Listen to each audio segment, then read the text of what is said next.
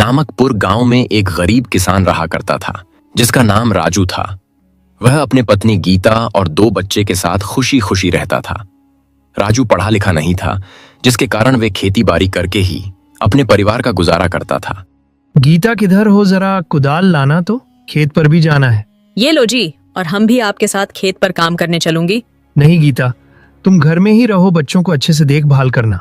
अच्छा ठीक है जी, मैं नहीं जाऊंगी, लेकिन आप काम करके मुखिया के पास पैसे लेने चल जाना।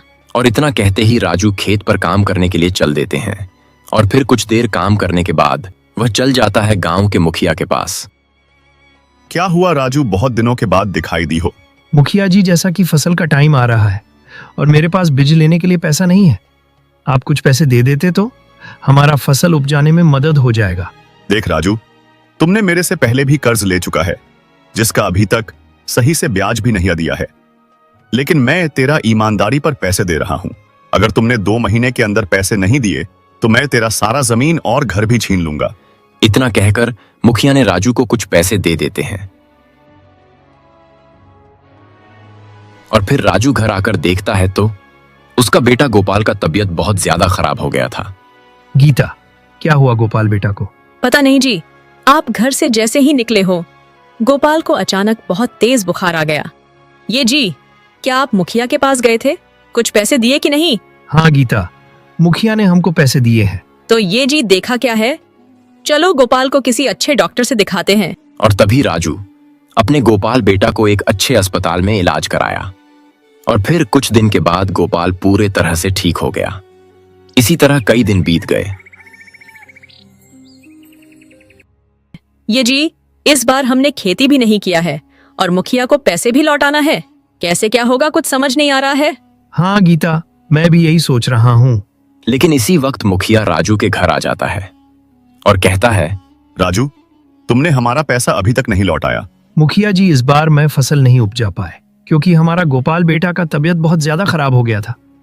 बकवास मत कर, और आज तेरा सब जमीन मेरा हो गया। मुखिया जी, ऐसा मत करो, मुझे सिर्फ आप 5 दिन का वक्त दो, मैं तुम्हें सारा पैसा लौटा दूंगा। ठीक है राजू, इस बार मैं छोड़ दे रहा हूं।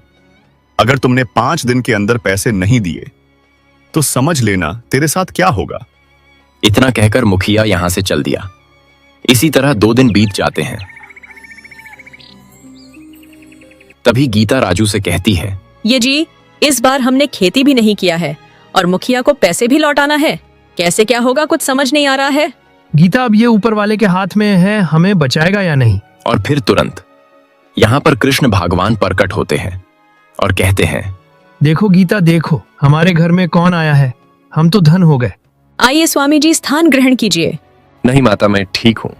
हम तो सिर्फ आपका परेशानी दूर करने आए हैं। क्या बताऊं स्वामी जी, मेरा स्थिति बहुत खराब है। बेटा, तुम्हें बताने की कोई जरूरत नहीं है, मैं आपके बारे में सब कुछ जानता हूँ, इसीलिए हम तुम्हारे घर आए हैं। मैं आपको एक जादुई बांसुरी दे रहा हूँ। पर स्वामी जी, इसे क्या होगा? बेटा, ये कोई साधारण बांसुरी नहीं है, ये एक चमत्कारी बांसुरी है। इससे तुम जो चीज मांगोगे वो चीज निकाल कर देगा। और इतना कहकर कृष्ण भगवान यहां से चले जाते हैं। तभी राजू इस बांसुरी से कुछ सब्जी मांगते हैं और तुरंत इसके सामने एक टोकरी में सब्जी निकलकर आ जाता है। इसी तरह राजू ने बांसुरी से कई सारा सब्जियां निकाला और उसे बाजार में बेचने चला गया। राजू का सब्जी तुरंत बिक जाता है। इसी तरह रोज रोज बांसुरी से सब्जी निकालकर बेचने लगे और फिर राजू अच्छे खासे पैसे भी कमाने लगे। अपने परिवार के लिए एक अच्छा मकान बनाता है। तभी सबसे पहले राजू मुखिया का घर जाकर उसका कर्ज लौटाता है और अपनी जमीन हड़पने से बचा लेता है।